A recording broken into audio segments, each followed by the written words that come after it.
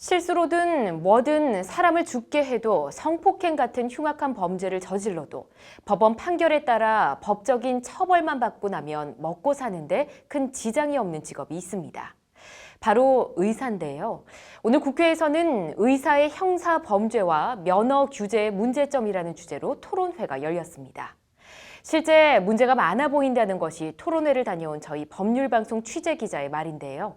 어떤 내용인지 장한지 기자의 심층 리포트 보시겠습니다. 의사 면허는 사실상 박탈할 수 없는 종신 면허인가? 오늘 토론회 문제의식은 이 10글자로 압축됩니다. 고 신해철 씨의 경우처럼 황당한 의료사고로 환자를 사망케 해도 내연관계의 여성에게 마약 성분 마취제를 과다 투여해 사망케 한 뒤 사체를 유기한 산부인과 의사도 수면 내시경 치료를 받으러 온 여성들을 전신 마취시킨 뒤 성폭행한 엽기적인 의사도 그때만 잠깐 엎드려 지나가면 계속 의사 면허를 가지고 의사로 살아갈 수 있다는 지적입니다.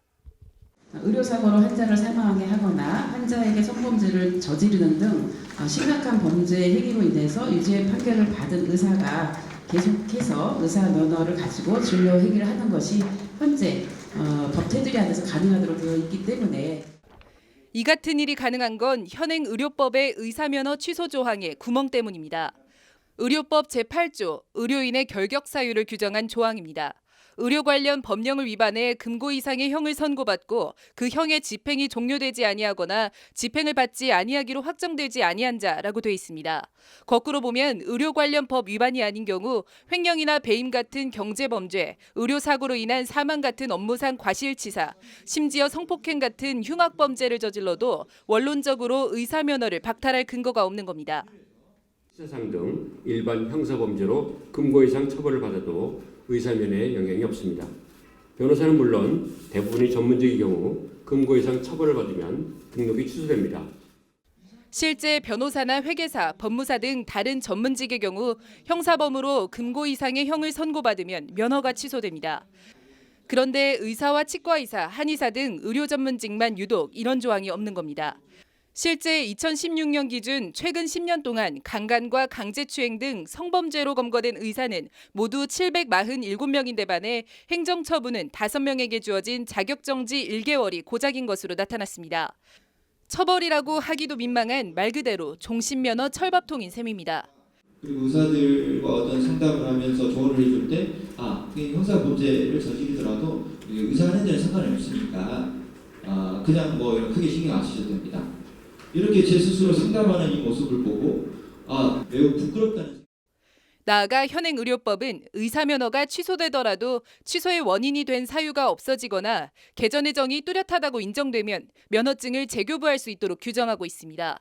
솜방망이 처벌에 그나마도 원상 회복의 길을 열어주고 있는 겁니다. 토론자들의 요구는 간단합니다. 의사면허도 다른 전문직의 경우처럼 금고 이상의 형을 받을 경우 취소나 정지할 수 있도록 형평성을 맞추면 된다는 겁니다.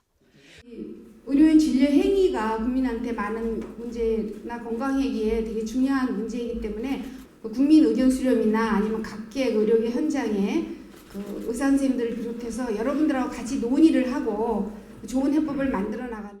실제 우리나라도 지난 2000년 이전에는 의료 관련법에 국한하지 않고 일반 특별법 위반 등으로 금고 이상의 형사처벌을 받은 경우에도 의사면허를 취소할 수 있도록 하고 있었습니다. 의학 분업 논란 와중에 슬그머니 사라진 조항을 이제는 원상복구해야 한다는 것이 참가자들의 주장입니다. 우리 사회 대표적 전문직인 의료인의 직업윤리가 바로 설 수 있도록 법률적 제도적으로 뒷받침할 필요가 있다는 것이 오늘 토론회의 취지입니다. 국회 보건복지위 소속 위원 등이 토론회를 주최한 만큼 실제 관련법 개정으로 이어질 수 있을지 주목됩니다. 법률방송 장한지입니다.